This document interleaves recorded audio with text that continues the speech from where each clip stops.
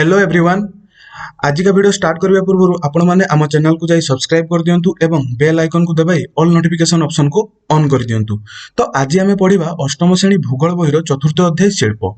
तो शिल्प कौन जानिबा पूर्व तुम मन में केबे प्रश्न आछि जे आमे जो बही पढुछु ताहा किपरि भाबरे आछि आम पाखु को प्रक्रिया दे आछि। तो आज आमे प्रथमे कौन जानिबा ना आमे जो बही पढुछु ताहा को प्रक्रिया दे आम पाखु पहुंची। तो प्रथमे कागज तैयारी होईछि, कागज उपरे पाठ और चित्र आदि छपा जाइछि एवं परे बंधेई होई पुस्तक आकार रे प्रकाश पाइछि।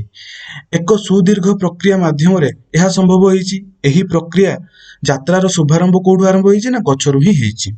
प्रथमे गछ कटा जाइछि एवं बुहा होई कागज कळकु आछि। सेठारे एहाकु काठमंडरे परिणत करा जाइछि। काठमंडरे किछि रासायनिक पदार्थ मिसाई कଳରେ कागज प्रस्तुत होईछि। एही कागज को मुद्रालय को अणा जाई स्वतंत्र रासायनिक काली साहाय्य रे धाड़ी धाड़ी करी अक्षर छपा जाइछि। एथिरे चित्र मानचित्र आदि मध्य अंकित होई क्रमान्वय रे छपा पृष्ठा गुडी को बंधे करा जाई मुद्रालय को बंधा पुस्तक गुडी को बाजार को आछि। परिशेष रे तुम मानक पाखरे पहुंची। तो आमे जानलु बही को प्रक्रिया दे आसीछि। तो वास्तव रे प्रकृति रु मिलुथिबा अधिकांश द्रव्य प्रत्यक्ष भाव रे व्यवहार उपयोगी हुए नाही। मात्र जेउ प्रकृति दत्त जिनिस गुडी को प्रत्यक्ष भाव रे व्यवहार होई पारे से गुडी को प्राथमिक उत्पाद बोली कहा जाय। तो प्राथमिक उत्पाद आमे काहा को कहउछु ना जेउ प्रकृति दत्त जिनिस गुडी को प्रत्यक्ष भाव रे व्यवहार होई पारे से गुडी को आमे कोन कहउछु ना प्राथमिक उत्पाद बोली कहा जाय।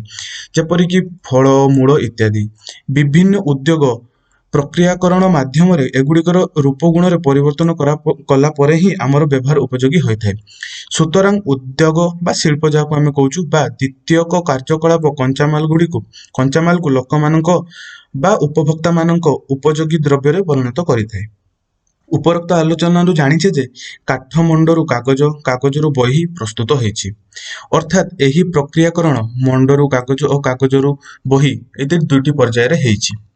तो काठमंडरू कागज बा सूतारू लुगा तैयारी हेबा प्रक्रियार प्रत्येक पर्याय रे एगुड़िकर मूल्य वृद्धि पाई थाए। जेपरि कि लुहा पत्थर जेतेबेले इस्पात रे परिणत हुए एवं हुए सेतेबेले एहार उपयोगिता और मूल्य रे वृद्धि घटिथाए। इस्पात रु जेतेबेले कल कब्जा एवं जंत्रपाति बा द्रव्य इत्यादि हुए सेगुड़िकर मूल्य आहुरी बढ़ी जाए। तेणु कंचामाल तुलन रे प्रस्तुत सामग्री गुड़िकर मूल्य एवं उपयोगिता अधिक रहे। विभिन्न शिल्प संस्था बा कल कारखाना रे कंचामाल आवश्यक सामग्री मान प्रस्तुत करा जाए। तो एते सब पढ़ला परे आम मन राष्ट्र शिल्प कौन आम तो शिल्प पढ़ा। तो शिल्प कौन तो शिल्प होची कौन ना जेउ अर्थनैतिक कार्यकलाप द्वारा नूतन सामग्री प्रस्तुत करने सह खनिज द्रव्य उत्तोलन तथा सेवा जगाई दिया जाए ताकू आमे शिल्प कहि थाउ। जदि परीक्षा रे प्रश्न आसिला शिल्प कौन तो आमे कौन लिखिबा ना जेउ अर्थनैतिक कार्यकलाप द्वारा नूतन सामग्री प्रस्तुत करने सह खनिज द्रव्य उत्तोलन तथा सेवा जगाई दिया जाए ताकू आमे कौन कहूछु ना शिल्प बोली कहि थाउ। उदाहरण स्वरूप लौह इस्पात शिल्प रु विभिन्न सामग्री प्रस्तुत करा जाए। कोयला खनन शिल्प रे कोयला उत्पादक बा उत्तोलन करा जाए एवं पर्यटन शिल्प रे सेवा जगाई दिया जाए। तेणु परिवहन जोगाजोग आदि सेवा को शिल्पर अंतर्भुक्त करा जाइछि। शिल्प प्रतिष्ठा द्वारा लोक मानक कर्म संस्थान मिली थाए एवं एहा द्वारा व्यवसाय वाणिज्य कारबार वृद्धि पाई थाए। देशर आय मध्य वृद्धि होई थाए। जणे शिल्प श्रमिक कृषि श्रमिक ठाରୁ निश्चित भाव में अधिक मजूरी पाई थाए। शिल्पायन देश को अर्थनैतिक क्षेत्र में समृद्ध करिथाए। तो शिल्पायन कौन तो शिल्पायन होची विभिन्न प्रकार शिल्प प्रतिष्ठा द्वारा देशर अर्थनैतिक विकास साधन को आम कौन कहूँ ना शिल्पायन बोली कहा जाउछि। तो एटा मन रखियो जो शिल्पायन कौन ना विभिन्न प्रकार शिल्प प्रतिष्ठा द्वारा देशर अर्थनैतिक विकास साधन को आम कौन कहूँ ना शिल्पायन बोली कहूँ। तो एबे आमे जानिबा शिल्पर श्रेणी विभाग। कंचामाल आकार एवं मालिकाना भितर शिल्प को विभिन्न श्रेणीभुक्त करा जाई पारे। जेपरि कंचामाल आम तो जानलु शिल्पर श्रेणी विभाग कौन कंचामाल आकार और मालिकाना भितर करा जाए। तो कंचामाल प्रकार दृष्टि समस्त शिल्प को कृषि भित्तिक खनिज भित्तिक जंगल भित्तिक एवं सामुद्रिक भित्तिक शिल्प रे विभक्त करा जाए। कृषि भित्तिक शिल्प गुड़िक प्राणी और उद्भिद आधारित वस्तु को कंचामाल भाव व्यवहार करिथांती। खाद्य प्रक्रियाकरण खाइबा तेल उत्पादन कार्पास बयन दुग्धजात पदार्थ प्रस्तुति और चमड़ा शिल्प आदि कृषि भित्तिक शिल्पर केतेक उदाहरण अटे। ତ ଏବେ ଜାଣିବା ଖଣିଜ ଭିତ୍ତିକ ଶିଳ୍ପ କଣ। ଖଣିଜ ଭିତ୍ତିକ ଶିଳ୍ପ ଗୁଡିକ ମୌଳିକ ଶିଳ୍ପ ଭାବରେ ପରିଣତ ହୁଏ। ଏଗୁଡିକ ବିଭିନ୍ନ ଖଣିଜ ପଦାର୍ଥକୁ କଞ୍ଚାମାଲ ରୂପେ ବ୍ୟବହାର କରିଥାନ୍ତି। ଏଥିରୁ ପ୍ରସ୍ତୁତ ସାମଗ୍ରୀ ଅନ୍ୟାନ୍ୟ ଶିଳ୍ପରେ କଞ୍ଚାମାଲ ଭାବେ ବ୍ୟବହୃତ ହୁଏ। ଉଦାହରଣ ସ୍ୱରୂପ ଲୁହା ପଥରରୁ ପ୍ରସ୍ତୁତ ଲୁହା ଖଣିଜ ଭିତ୍ତିକ ଶିଳ୍ପର ଉତ୍ପାଦ। ଏହି ଲୁହା ଅନ୍ୟାନ୍ୟ ସାମଗ୍ରୀ ପ୍ରସ୍ତୁତ କରିବା ପାଇଁ କଞ୍ଚାମାଲ ଭାବେ ବ୍ୟବହାର କରାଯାଏ। ଭାରୀ ଯନ୍ତ୍ରପାତି, ରେଳ ଡବା ନିର୍ମାଣ ତଥା ଜଳଜାହାଜ କାରଖାନା ଆଦିରେ ଲୁହା ମୁଖ୍ୟ କଞ୍ଚାମାଲ ରୂପେ ବ୍ୟବହାର କରାଯାଇଥାଏ। ତ ସମୁଦ୍ର ଭିତ୍ତିକ ଶିଳ୍ପରେ ସାଗର ତଥା ସାଗରରୁ ଉପଲବ୍ଧ ବିଭିନ୍ନ ପଦାର୍ଥକୁ କଞ୍ଚାମାଲ ଭାବେ ବ୍ୟବହାର କରାଯାଇଥାଏ। ସାମୁଦ୍ରିକ ଖାଦ୍ୟ ଉଦ୍ୟୋଗ, ମାଛ, ତେଲ ଖାଦ୍ୟ ଉଦ୍ୟୋଗ ଏହାର ଉଦାହରଣ। ତ ସାମୁଦ୍ରିକ ଖାଦ୍ୟ ଉଦ୍ୟୋଗ, ମାଛ, ତେଲ କାହାର ଉଦାହରଣ ନା ସମୁଦ୍ର ଭିତ୍ତିକ ଶିଳ୍ପର ଉଦାହରଣ। ତ ଜଙ୍ଗଲ ଭିତ୍ତିକ ଶିଳ୍ପରେ ଜଙ୍ଗଲରୁ ମିଳୁଥିବା ବିଭିନ୍ନ ପଦାର୍ଥକୁ କଞ୍ଚାମାଲ ଭାବେ ବ୍ୟବହାର କରାଯାଏ। କାଠମଣ୍ଡ, କାଗଜ ଶିଳ୍ପ, ଔଷଧ ପ୍ରସ୍ତୁତି ଶିଳ୍ପ, ଆସବାବ ଓ ଗୃହ ନିର୍ମାଣ ଶିଳ୍ପ ଗୁଡିକ ମୁଖ୍ୟତଃ ଜଙ୍ଗଲଜାତ ପଦାର୍ଥ ଉପରେ ନିର୍ଭର କରିଥାଏ। ଉପଭୋକ୍ତା ମାନଙ୍କର ପ୍ରତ୍ୟକ୍ଷ ଉପଭୋଗ ପାଇଁ ପ୍ରସ୍ତୁତ କରୁଥିବା ଶିଳ୍ପକୁ ଉପଭୋକ୍ତା ଦ୍ରବ୍ୟ ଉତ୍ପାଦନକାରୀ ଶିଳ୍ପ ଭାବରେ ପରିଣତ କରାଯାଏ। ଖାଇବା ତେଲ, ଚା, ସାବୁନ, ପାଉଁରୁଟି, ବିସ୍କୁଟ, ରେଡିଓ ଓ ଟେଲିଭିଜନ ଆଦି ଶିଳ୍ପ ଏହି ଶ୍ରେଣୀର ଅନ୍ତର୍ଭୁକ୍ତ ଅଟେ। ତ ଏବେ ଆମେ ଜାଣିବା ଆକାର ଭିତ୍ତିରେ ଶିଳ୍ପ। ତ ଶିଳ୍ପର ଆକାର କହିଲେ ଏଥିରେ ବିନିଯୁକ୍ତ ପୁଞ୍ଜି ପରିମାଣ, ଶ୍ରମିକ ସଂଖ୍ୟା ଓ ଉତ୍ପାଦନ ପରିମାଣକୁ ବୁଝାଏ। ଆକାର ଦୃଷ୍ଟିରୁ ଶିଳ୍ପ ସଂସ୍ଥା ଗୁଡିକ କ୍ଷୁଦ୍ର ଶିଳ୍ପ ଓ ବୃହତ ଶିଳ୍ପ ଏପରି ଦୁଇଟି ଶ୍ରେଣୀରେ ବିଭକ୍ତ କରାଯାଏ। କୁଟୀର ଶିଳ୍ପ ତଥା ଗୃହୋଦ୍ୟୋଗ ଶିଳ୍ପ ଗୁଡିକ ଏ ପ୍ରକାରର କ୍ଷୁଦ୍ର ଶିଳ୍ପ ଭାବରେ ପରିଣତ ଅଟେ। ଏଥିରେ କାରିଗର ତଥା ପରିବାର ଲୋକେ ହାତରେ ବିଭିନ୍ନ ସାମଗ୍ରୀ ପ୍ରସ୍ତୁତ କରିଥାନ୍ତି। ଝୁଡି ବୁଣା, ମାଟି ହାଣ୍ଡି ପ୍ରସ୍ତୁତ ଅନ୍ୟାନ୍ୟ ହସ୍ତଶିଳ୍ପ ଗୁଡିକ କୁଟୀର ଶିଳ୍ପର ଅନ୍ତର୍ଗତ। କ୍ଷୁଦ୍ର ଶିଳ୍ପର ଉଦାହରଣ ହେଲା କଣ ନା ଘଣ୍ଟା, ରେଡିଓ, ଟିଭି ଇତ୍ୟାଦି। ତ ବୃହତ ଶିଳ୍ପ ତୁଳନାରେ କ୍ଷୁଦ୍ର ଶିଳ୍ପରେ ଅଳ୍ପ ପୁଞ୍ଜି ନିବେଶ ସହିତ ସୀମିତ ପ୍ରଯୁକ୍ତି ବିଦ୍ୟା ବ୍ୟବହାର କରାଯାଇଥାଏ। ଅଧିକ ଉତ୍ପାଦନକ୍ଷମ ବୃହତ ଶିଳ୍ପ କ୍ଷେତ୍ରରେ ଅଧିକ ପୁଞ୍ଜି ନିବେଶ ହୋଇଥାଏ ଏବଂ ଉନ୍ନତ ପ୍ରଯୁକ୍ତ ବିଦ୍ୟାର ଆବଶ୍ୟକତା ପଡିଥାଏ। ରେଶମ ବୟନ ତଥା ଖାଦ୍ୟ ପ୍ରକ୍ରିୟା ଆଦି କ୍ଷୁଦ୍ର ଶିଳ୍ପର ଅନ୍ତର୍ଗତ। ମଟର ଗାଡି, ଭାରୀ ଯାନ ଯନ୍ତ୍ରପାତି ନିର୍ମାଣ ଇତ୍ୟାଦି କାହାର ନା ବୃହତ ଶିଳ୍ପର ଉଦାହରଣ ଅଟେ। ତ ମାଲିକାନା ଭିତ୍ତିରେ ଶିଳ୍ପର ଶ୍ରେଣୀ ବିଭାଗ କଣ ନା ମାଲିକାନା ଦୃଷ୍ଟିରୁ ଶିଳ୍ପ ସଂସ୍ଥା ଗୁଡିକ ବ୍ୟକ୍ତି ବା ଘରୋଇ ମାଲିକାନା, ସରକାରୀ ମାଲିକାନା, ଦ୍ୱୈତ ମାଲିକାନା ଏବଂ ସମବାୟ ସଂସ୍ଥାରେ ବିଭକ୍ତ କରାଯାଇଛି। କୌଣସି ବ୍ୟକ୍ତି ବା ଏକାଧିକ ବ୍ୟକ୍ତିଙ୍କ ମିଳିତ ମାଲିକାନାରେ ଚାଲୁଥିବା ଏକ ସଂସ୍ଥା ଗୁଡିକୁ ଆମେ ବ୍ୟକ୍ତି ମାଲିକାନା ବା ଘରୋଇ ମାଲିକାନା ଶିଳ୍ପ ବୋଲି କହିଥାଉ। ଉଦାହରଣ ସ୍ୱରୂପ ଟାଟା ଲୌହ ଇସ୍ପାତ କାରଖାନା। ସରକାରୀ ଶିଳ୍ପ ସଂସ୍ଥା ଗୁଡିକର ମାଲିକାନା ଓ ପରିଚାଳନା ସରକାରଙ୍କ ଦ୍ୱାରା ହୋଇଥାଏ। ଯେପରିକି ହିନ୍ଦୁସ୍ତାନ ଏରୋନଟିକାଲ ଲିମିଟେଡ, ଭାରତୀୟ ଇସ୍ପାତ ନିଗମ ଆଦି ସରକାରୀ ମାଲିକାନାଭୁକ୍ତ ଶିଳ୍ପ ସଂସ୍ଥା ଅଟେ।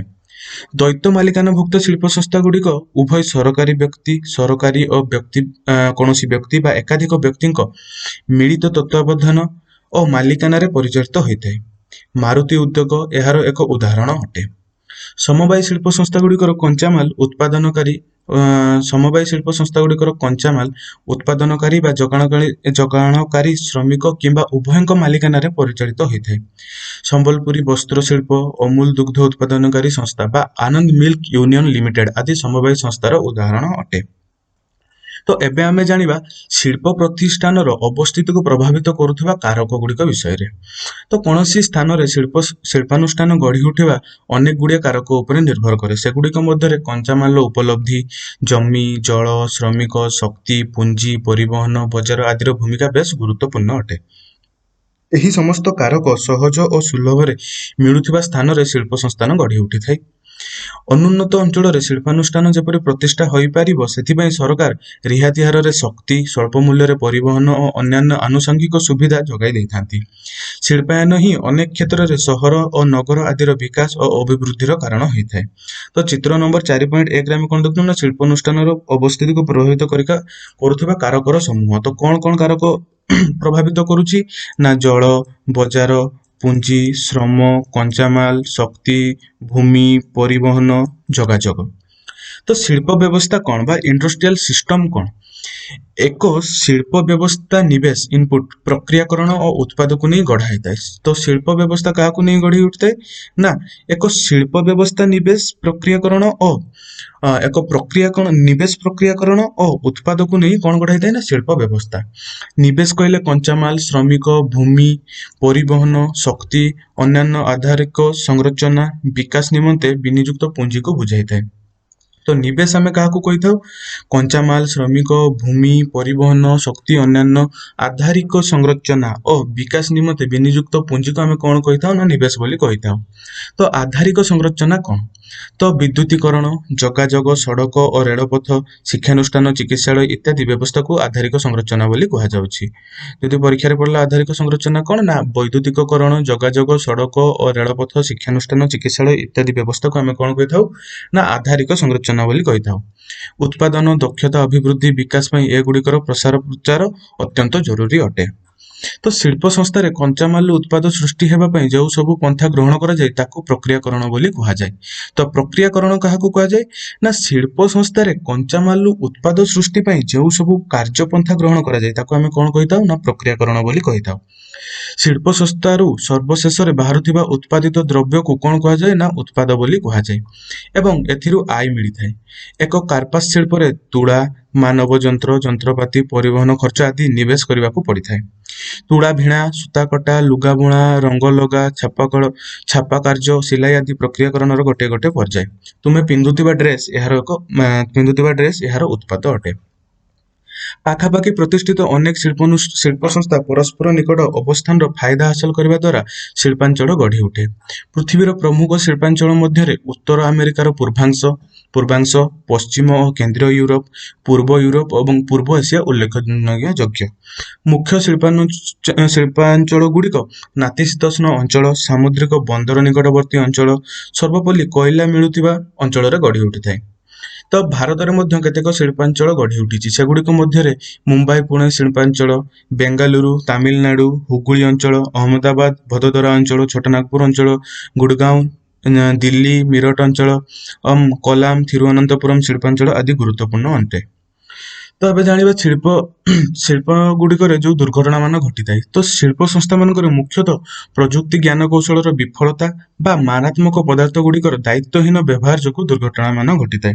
ତ ଦୁର୍ଘଟଣା ଅବଭିୟସଲି ଆମର କିଛି ଦାୟିତ୍ୱହୀନ କାର୍ଯ୍ୟ ପାଇଁ ଦୁର୍ଘଟଣା ଘଟିଥାଏ। ସେପରି ଶିଳ୍ପ ସଂସ୍ଥା ଗୁଡ଼ିକରେ ମଧ୍ୟ ପ୍ରଯୁକ୍ତି ଜ୍ଞାନ କୌଶଳର ବିଫଳତା ଓ ମାରାତ୍ମକ ପଦାର୍ଥ ଗୁଡ଼ିକର ଦାୟିତ୍ୱହୀନ ବ୍ୟବହାର ଯୋଗୁଁ ହିଁ ଶିଳ୍ପରେ ଦୁର୍ଘଟଣା ଘଟିଥାଏ। ତ ଏ ପର୍ଯ୍ୟନ୍ତ ଘଟିଥିବା ସବୁଠାରୁ ମର୍ମନ୍ତୁଦ ଶିଳ୍ପ ଦୁର୍ଘଟଣା କଣ ହଉଛି ନା ଭୋପାଳ ଗ୍ୟାସ ଟ୍ରାଜେଡି 1984 ମସିହା ଡିସେମ୍ବର 3 ତାରିଖ ମଧ୍ୟରାତ୍ରିରେ ଆମ ଦେଶର ଭୋପାଳ ସହରରେ ଘଟିଥିଲା। ପ୍ରଯୁକ୍ତି ଜ୍ଞାନ କୌଶଳର ବିଫଳତା ଯୋଗୁଁ ଏଠାରେ ଅବସ୍ଥିତ ୟୁନିୟନ କାର୍ବାଇଡ୍ ନାମକ କୀଟନାଶକ ଦ୍ରବ୍ୟ ତିଆରି କାରଖାନାରୁ ଅତି ବିଷାକ୍ତ ମିସାଇଲ ଆଇସୋସାଇନେଟ୍ ସହିତ ହାଇଡ୍ରୋଜେନ ସିଆନାଇଡ୍ ଓ ଅନ୍ୟାନ୍ୟ ହାନିକାରକ ଗ୍ୟାସ ବାୟୁମଣ୍ଡଳକୁ ଚାଲି ଆସିଥିଲା ଓ 1989 ମସିହା ସୁଦ୍ଧା ଏଥିଯୋଗୁଁ 3589 ଜଣ ମରିଥିବା ସରକାରୀ ପରିସଂଖ୍ୟାନରୁ ଜଣାପଡ଼ିଥାଏ।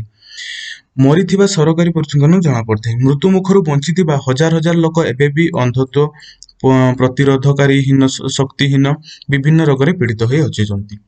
ତ 2005 ମସିହା ଡିସେମ୍ବର 23 ତାରିଖରେ ଅନ୍ୟ ଏକ ଦୁର୍ଘଟଣାରେ ଚୀନର ଚଙ୍ଗିଙ୍ଗ ଅନ୍ତର୍ଗତ ଗାଓକିଆଓ ଠାରେ ଗ୍ୟାସ କୂପ ବିସ୍ଫୋରଣ ଯୋଗୁଁ 243 ଲୋକଙ୍କର ମୃତ୍ୟୁ ଘଟିଥିଲା। ଏହା ବ୍ୟତୀତ 9,000 ଲୋକ ଆହତ ହୋଇଥିଲେ ଏବଂ 64,000 ଲୋକଙ୍କୁ ସ୍ଥାନାନ୍ତରଣ କରାଯାଇଥିଲା। ବିସ୍ଫୋରଣ ହେବା ପରେ ଦୌଡ଼ି ପଳାଇବାକୁ ସମର୍ଥ ହୋଇନଥିବା ଲୋକମାନେ ହିଁ ମୃତ୍ୟୁବରଣ କଲେ। ଯେଉଁମାନେ ଯଥା ସମୟରେ ଯାଇପାରିଲେ ନାହିଁ, ଗ୍ୟାସ ପ୍ରଭାବରେ ସେମାନଙ୍କର ଆଖି, ଚର୍ମ, ଫୁସଫୁସ ଆଦି ଜଳାପୋଡ଼ା ହୋଇ ରହିଲା। ତ ଦୁର୍ଘଟଣା ହ୍ରାସ ନିମନ୍ତେ କେତେକ ପଦକ୍ଷେପ ନିଆଯାଇଥାଏ। ତ ସେ ଶିଳ୍ପରେ କେତେକ ପଦକ୍ଷେପ ନିଆଯାଇଥାଏ। ତ ସେଇ ପଦକ୍ଷେପ ଗୁଡ଼ିକ କଣ ନା ପ୍ରଥମେ ହେଲା ଶିଳ୍ପାଞ୍ଚଳ ଗୁଡ଼ିକୁ ଘନ ଜନବସତିପୂର୍ଣ୍ଣ ଅଞ୍ଚଳ ଠାରୁ ଦୂରରେ ବସାଇବା ଉଚିତ। ଦ୍ୱିତୀୟରେ କଣ ନା କଳକାରଖାନା ନିକଟରେ ବସବାସ କରୁଥିବା ଲୋକମାନଙ୍କୁ ଶିଳ୍ପରେ ବ୍ୟବହୃତ ବା ଉତ୍ପାଦିତ ବିଷାକ୍ତ ପଦାର୍ଥର ସଂରକ୍ଷଣ ତଥା ଦୁର୍ଘଟଣା ଘଟିଲେ ଏହାର ସମ୍ଭାବ୍ୟ ପ୍ରଭାବ ସମ୍ବନ୍ଧରେ ସଚେତନ କରାଇଦେବା ଆବଶ୍ୟକ। ତୃତୀୟରେ କଣ ନା ଅଗ୍ନି ସତର୍କତା ତଥା ଅଗ୍ନି ନିର୍ବାପକ ବ୍ୟବସ୍ଥାରେ ଉନ୍ନତିକରଣ ଆବଶ୍ୟକ ଅଟେ। ଚତୁର୍ଥରେ କଣ ନା ବିଷାକ୍ତ ପଦାର୍ଥ ଗୁଡ଼ିକର ଭଣ୍ଡାର ସୀମିତ ହେବା ଆବଶ୍ୟକ ଅଟେ।